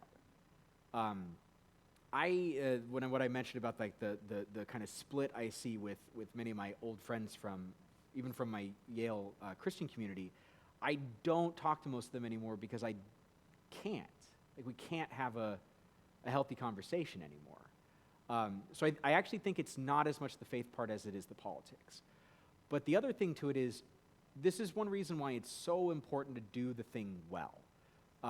That even when Christian Smith was a evangelical, now is a Catholic scholar, no one can talk down to his work because he does excellent research. And that's obviously going to be different than a gospel conversation, but those are very different types of conversation. But at the intellectual level, it's hard for anyone to really contest him too much because he's done the hard work. Like, no one understands the sociological aspects of generosity like he does. No one understands the process of the transmission of faith, at least at a social level. He himself would say, it's like not getting into the spiritual part, we're just looking at the social aspects of this, than he does. So that, I think, is a very important part of it. Like, if you are, this is kind of the beauty and tragedy of Ben Carson's whole experience. Ben Carson, no one would contest the work that he does as a physician and as a scientist, because he does excellent work. They quibble with his politics, but he's not a politician by training. That's where, whether or not you're good at that is kind of determined by whether or not you get the votes. But at least in terms of his expertise in his field, nobody quibbles with that. Like, he's quite clearly good at what he does. Francis Collins. Well, some people have some quibbles after the last couple of years, but he made a name for himself as a profoundly good physician. So I think if you're really good at what you're doing as an intellectual, people will listen because it will be compelling. I think it gets a little harder if you move into more ambiguous disciplines. So literature's tough. Certain types of social sciences are tough. I would not, if I were a Christian scholar, if I were to do this all over again, I would not recommend anyone go into gender studies. That is not going to be friendly territory. You're not going to get a fair hearing. So it really does depend. And my impression with many disciplines is, even though the political leaning of most of the people in the disciplines is quite clear, there is still room for very solid work. Because in most disciplines, there's still that core commitment to the idea that what we want is to learn more about the world and to understand it better. So as long as that persists, there will still be room for that conversation. But I think, at least on the sane, particularly Christian things side of it, to a certain extent, that's not the audience anyway. Which is why, like, even with someone like Al Plantinga, he writes about certain things in a professional, philosophical context. But if he's going to give a talk at like Biola, he's going to give a very different kind of lecture because the audience changes. But he still gets a hearing in philosophy because he's very, very good at what he does. Well, and I just think too about your comment earlier, quoting 1 Peter 2:12. Live such good lives among the pagans that though they accuse you of doing wrong, they may see your good deeds and glorify God in the day of His visitation. That even as Christians, when we're living out our faith, it's going to make a difference in people's lives. They're going to see that. Yeah. So, other questions? Follow up. Yeah.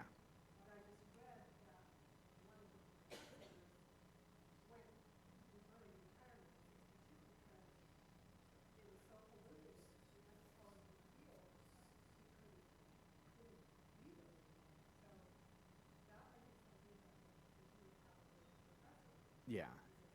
It can, and I think it'll be different from department to department. So I was very lucky at Notre Dame.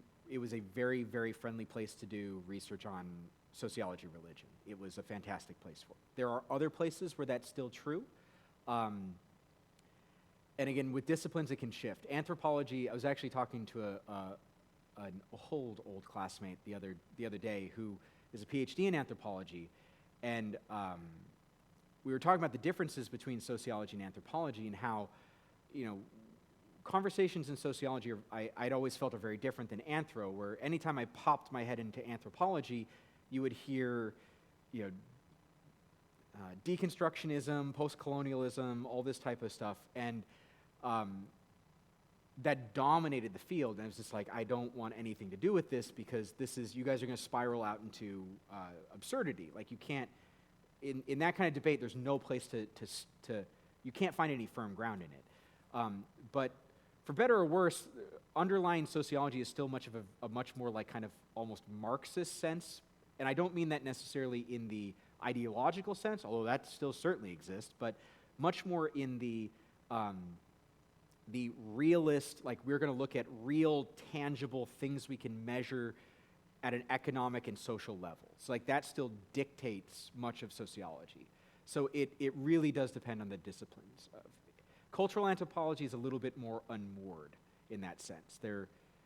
Because it is so strongly interpretive and so qualitative that it is very hard to really kind of clamp that down on something. And it's not as often as policy driven. So sociology, one of the reasons why economics has the most conservatives in it is because, like, your stuff has to work. Like, your numbers have to work. That's why science is like that. It's really hard to have a leftist ideological takeover because if this is the difficulty that the Soviets ran into. Lysenkoism doesn't work. Like, you can be politically motivated and try to do science that way, but your stuff isn't going to work. Because science, like, if it doesn't work, it's no good. So there still is some of that sense in which, like, we actually have to find practical application. If we can't, then it's like, why are we even here in sociology? Again, other things that aren't like that, they can wander off into squirrely areas. So it's not uniform. we're getting close to the end of our time, so I'm going to move into more of a lightning round question. So if you have a question on your mind, feel free to ask it, and we'll try to do concise answers. So anybody have a question they were wondering about? Well, you've survived and are surviving academia. Kind of. So what's your advice to Christian youth that here don't go to college or ruin you? What's your advice to tell them to pursue a higher education, but it would be the practical advice to survive that? I think part of it has to do with this is a hard one. Because I think part of the danger of college is not so much the actual coursework, to be perfectly honest. I think it's the community. So it's not that, I don't think it's that students go to college and they take a class and they're like, this overturns everything I ever believed. I think often what happens is they go to college and they see other people doing things they're like, oh, that looks fun. That looks interesting. You know, I kind of want to do that. But if I do that, like, you know, that doesn't really seem to fit with my faith, so I guess I'm just going to toss this away and go do that fun thing. I think far more often it's a bit more of that. It's not there's not some moment of like conflict where the faith is shattered and the apple cart's overturned. I think far more it's a gradual process of caring less and less and less about faith and more and more and more about other things. I also, honestly,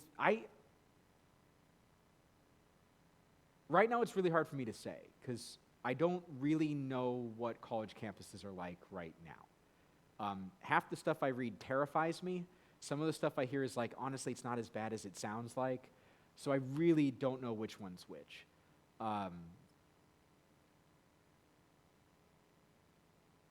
So I don't know what I used to be very much against the idea of just send all your Christian students to Christian colleges because I thought there was I felt like my sword would have been blunted if I did that. It got really, really sharp going where I did and doing what I did. But I honestly don't know now. I think part of the realization is that almost anything you can learn in a college class, you can learn somewhere else. And that's not to say don't go to college, but if you want to learn about something, learn. It's there. There are courses available online. There are YouTube videos. There are books. There's all kinds of stuff. Part of the reason college was so important, even as late as when I went, was that if you had a professor talking about a certain thing, the only place you got that was in that classroom. Now half of them have, their courses are all online. Like I don't have to go to Yale again. I can just, well, I can't see Jonathan Spence's lectures anymore, but Well, and I think something that goes along with that is that's one thing that college does do is it forces you to learn the discipline of doing that coursework because I know personally, I've seen a lot of courses online that are like, oh, I'm going to totally do that. And then, 3 years later, I have not done it and because I don't have the accountability going on. True. And so, one thing you're forced to learn in college is, oh, I have a test. I'm going to fail this class if I don't actually learn this stuff and read this book and do this coursework. But I think also recognizing that, not every, God has made us uniquely and indifferent. And God doesn't intend every single person to go to college, right? That's true. He intends certainly some people to, but not every single person should think that, if I don't go to college, I'm a failure. Yeah. So, I think just learning that God has uniquely made us and learning to be okay with that and say, that doesn't mean my mind is not important to God. I still want my mind to be shaped and to be something that is going to be used for his glory. Yeah. But that may look different than somebody who is seeking graduate work and going to become a Christian intellectual and make that their goal in life. Yeah. So. Yeah. With regard to living out a better option, Mm. COVID really brought in a lot of sort of relational kinds of organization, like speaking to people online or Mm. even having services online, those things. Some of that stuff is persisting. Yeah. Is it persistent too much? I mean, we need to be more intentional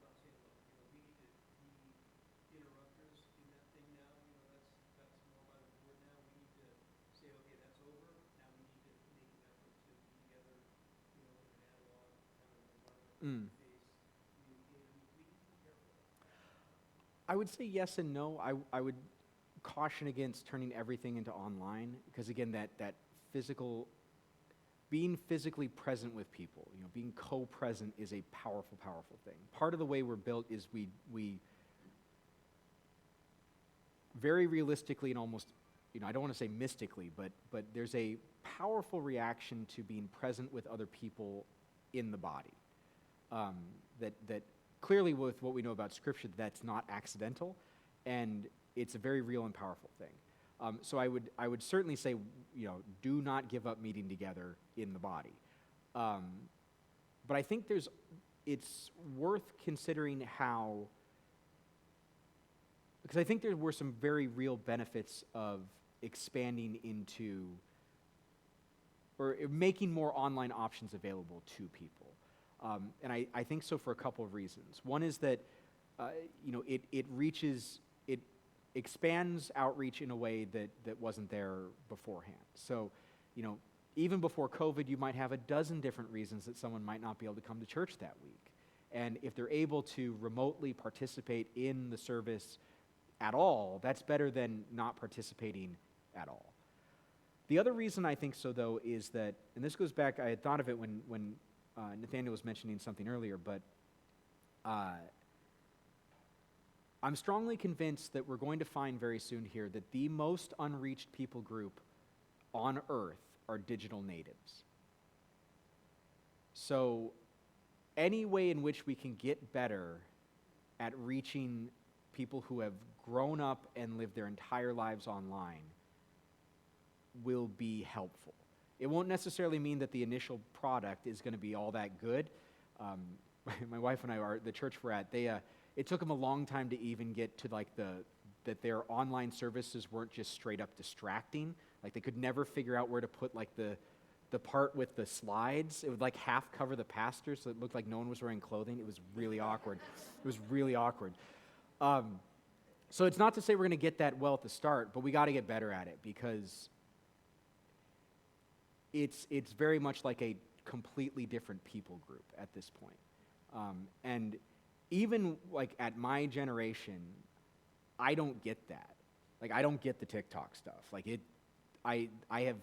There was a technological turn on the tracks, and I got off at that station, and I am forever going to be behind. It's just I'm never going to catch up. But I think that's any way in which we can get better at finding a way to reach people. And that won't mean that every church will have to do it, or every community or every meeting needs it. But I think if we can find ways to, where it is relevant, where it is useful, where it is beneficial, to have something online as well, I think is still going to be a powerful witness and a powerful tool. But I'm very much looking forward to when we get back to campus that our prayer and praise meeting can actually be in person. It's not as much fun to kind of sit there with the guitar singing to myself. So I'm way ready for that to be done. Sally?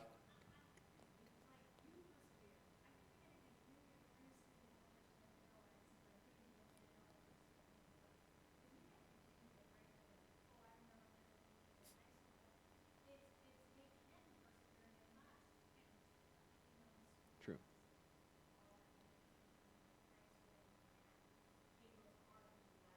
Yeah. Yeah. Absolutely. And I agree. And I think, we talked earlier about humility, and the ultimate expression of humility is prayer, that we're talking to the Lord and saying, we are dependent on you. Yeah. And as Christianity in general, the posture that Christians have had throughout history is faith seeking understanding, so that we have faith itself as a position of trust. Yeah. And in the same way, we're seeking understanding in the midst of trusting the Lord. So we recognize there is knowledge out there. Knowledge is valuable. Knowledge is something that can help us grow, and it's something we ought to seek after. But we do so from a position of humility and faith and trust in the Lord. Absolutely. So I am going to close us in just a moment because we're already 5 minutes after. Just a couple of quick resources I wanted to mention is one by John Piper, a book he wrote called Think, the Life of the Mind and the Love of God. And so if you like John Piper, you would like this book. This would be a great place to start in thinking about how to grow in your in the life of the mind. And then maybe a little bit more intense of a book, but also still very, very good. Probably my top recommendation on this topic is J.P. Moreland's book, Love Your God with All Your Mind, The Role of Reason in the Life of the Soul. Both these books have been really helpful to me, and I think they'd be a great place to start. I would actually, first, before I read these books, I would do the things that Cole mentioned. And so if you have those notes, please do those things. The second one is Love Your God with All Your Mind by J.P. Moreland. So, Cole, thank you so much. My pleasure. And I just really appreciate what you said at the end of your talk, that the purpose in growing in our minds as Christians is not for knowledge's sake. Mm-hmm. It's so that we can fulfill the commission and be good neighbors to one another. And so we can fulfill the greatest command, right? Love the Lord your God with all your heart, soul, mind, and strength, and love your neighbor as yourself. And the primary way as a church we're called to do that is to make disciples of all nations. And so that's what our goal is in all this. That's why we want to grow in being thoughtful people. And so thank you so much. I think Cole will be around here after. Let me close us in prayer, and we'll be done. Lord Jesus, thank you so much for your grace and love to us. Thank you for your kindness to us. And Lord, we pray that you would help us to be people who are transformed increasingly by the renewal of our minds, that we would be people who increasingly think rightly about reality, about the world around us, about who you are, that, Lord, you teach us to be people who are humble and yet discerning, that we would be discerning about the information we see and the things that come before us, and at the same time we'd be humble and trust in you along the way. And Father, help us to be humble to the point of being on our knees in prayer, dependent on you throughout our lives, throughout our day, and for the people around us. Lord, I just thank you for Cole and pray that you would bless him immensely as he goes back to Taiwan next week. I pray that you would allow his ministry to be powerful for your kingdom's sake. I pray that you would just strengthen his marriage with Apple, and I pray that you'd help him to just live out the life that you have called him to, so that he can be salt and light to the people around him, Lord. And just thank you for your grace to us, and that you allow us to be a church family and a church body, even as we're separated by oceans and distance. And just pray that you bless him greatly. In Jesus' name, amen.